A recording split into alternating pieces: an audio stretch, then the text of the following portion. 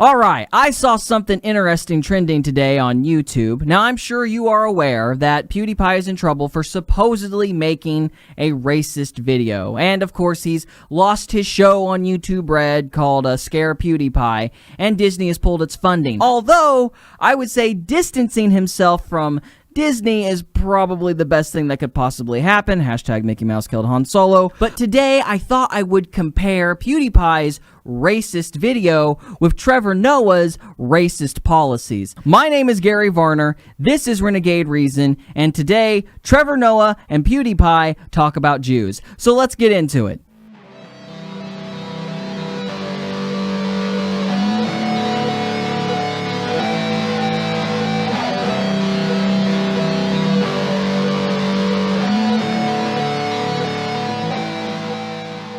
Okay, I can't actually show the Daily Show video because, you know, copyright stuff, but can we just get something out of the way? Trevor Noah is not funny. Okay, I don't understand what happened. I mean, Jon Stewart was hilarious, and I thought surely, you know, they would pick somebody that had like a comparable talent level or something, but no, they pick this guy, a guy I've never even heard of until they decided to replace Jon Stewart with him, and his jokes don't make any sense. I mean, and this audience just keeps clapping and laughing like a bunch of seals every time he says something, regardless of how stupid it is. How can you be so unfunny when you have so many writers? It makes no sense. He started going off about, well, it's the end of the world with Trump being, you know, who he is and stuff, but hey, it's okay because it's like an asteroid hitting Earth if the asteroid was shaped like a penis. And of course, everybody starts laughing, like the audience from Comedy Central hasn't heard the word asteroid and penis 1,000 times already. And he didn't like what was happening with the press conference. Now, he did a couple things that just drive me nuts. He opened the press conference with the words, well, you know, the situation between the Palestinians and the Jews is kind of complicated, you know, so it kind of takes some tact. When in reality, no. The situation between the Palestinians and the Jews is not complicated. Here's the situation. The Palestinians want to wipe Israel off the face of the map, their words, and the Jews want to live. Now, I know some people think the Palestinians were screwed in the past, and that's why they're so angry. And that's why they, you know, deserve to have somebody work with them. And you're entitled to that opinion. That incredibly uninformed opinion. You have a right to it. But regardless of that opinion, even if you were right and not horribly uninformed, even if you were correct, the second a people group says the solution to their grievance is genocide, you have an obligation to go, ha ha ha, whoa. Now, Trevor, in his unfunny wisdom, frames the situation as if it is a matter where people just need to come together, which sounds so sweet, but when the Israeli people hear the phrase come together, it means let these maniacs kill you. Because there's no middle ground for the Palestinians. They want war. The left in this situation is not proposing peace. They are proposing appeasement, and there is a difference. The extreme left's tactic, anytime you get into a situation like this, is to say, well, it's complicated. And usually when these people say, well, it's complicated, that's bullshit for, hey, let's justify something really freaking bad. Now, Trevor, in his unfunny defense, was complaining about Trump and the way he handled the press conference. And as much as I hate to admit it, I have to give him some validity on this point. Trump could have dealt with this worlds better. Let's just watch the conference. As far as settlements, I'd like to see you hold back on settlements for a little bit. We'll work something out, but I would like to see a deal be made. I think a deal will be made. I know that every president would like to. Most of them have not started till late because they never thought it was possible. And it wasn't possible because they didn't do it. But Bibi and I have known each other a long time. A smart man, great negotiator. And I think we're going to make a deal. It might be a bigger and better deal than people in this room even understand. That's a possibility. So let's see what we do. Let's try it. Doesn't sound too optimistic, but that's... No one's optimistic. That was the definition of not optimistic. That was a nervous laugh. From here, Trevor goes on to talk about illegal settlements. Now, for those of you who don't know what the term illegal settlements means, let me explain the backdrop for this. Basically, during one of Israel's many wars with the surrounding Arab nations, the 6-Day War in particular, they captured some land, as the result of winning the freaking war. And they started settling there. So basically, the word illegal means nothing in this case. Just ask yourself this question. Illegal to whom? Nobody. Nobody. It is a bullcrap term.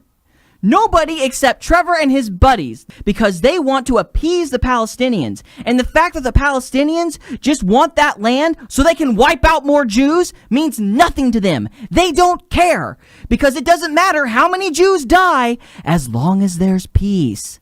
What's worse is that this would include Israel giving up a lot of its religious symbols, such as the Weeping Wall, something Obama has already tried to do. And it's something of great spiritual significance to them. The Weeping Wall means a lot to the Jewish people.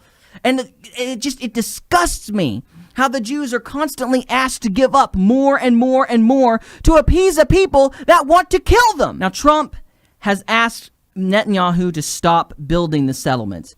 That is not good. It's better than what Trevor and his numbnut friends want to do, which is give up land so that more Israelites can die, or more Israeli people can die. Still, it's not good, because the thing is, the burden is always dumped on Israel. That's the problem with this entire situation. The one peaceful nation in that entire region is asked to do more than everybody else put together, and that just freaking sickens me. Trump has said in his defense that he will defend Israel against the UN, which is constantly trying to screw them, because the UN is comprised of a bunch of anti-Israel morons.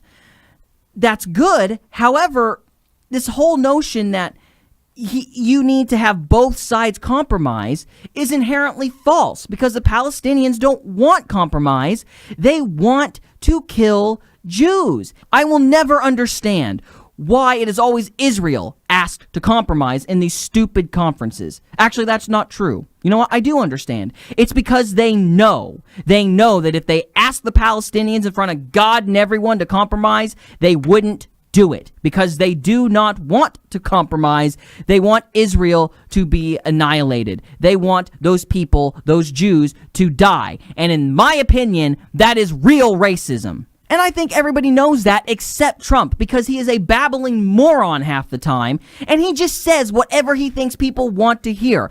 I don't know if he actually has a plan to help Israel. Probably not. But he's going to say that because that's what people want.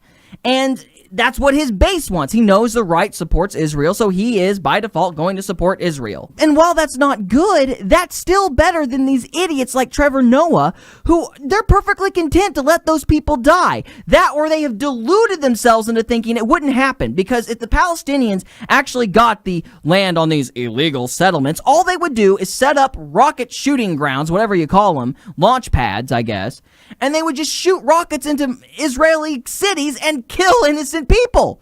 That's all they would do. That's because that's what they've always done.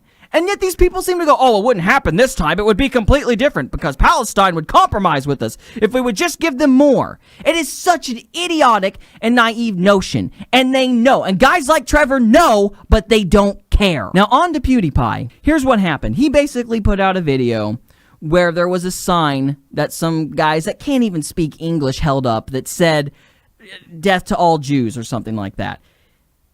It was a joke.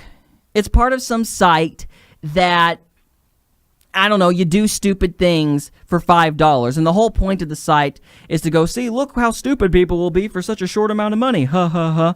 That's the whole point of it. It's a joke. It's a joke. It was a reaction joke. It's like Sarah Silverman saying she'd kill Jesus. I mean, it's just something to get a rise out of people. And that's obvious. This is a joke. This is a joke meant to poke fun at immature people who can't take a joke. And the hypocrisy and the stupidity of the people who are pissed at this is astounding. You have a comedian and a YouTuber making a joke about something that is just extreme, basically to get a rise out of people. That's the only point of it.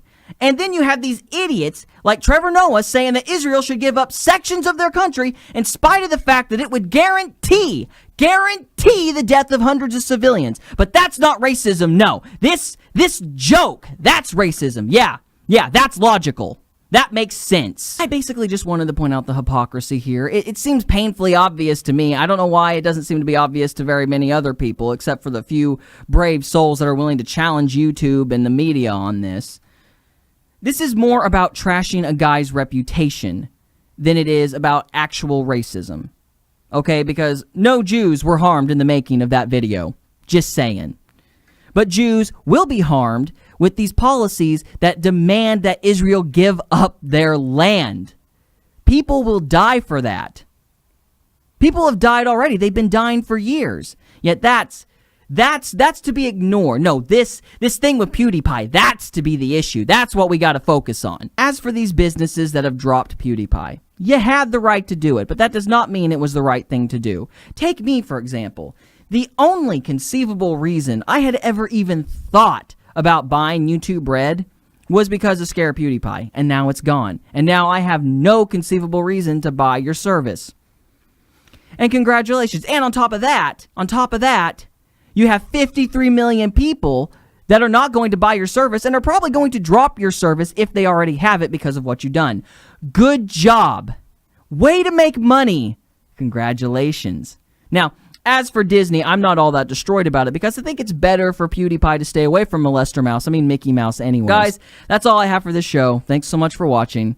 And, as always, if you like this video, subscribe, like, share, and all of that. And we put out shows on Thursday and Friday and sometimes Saturday when we're running late. So, guys, thanks so much for watching. I always appreciate your time. We'll see you later.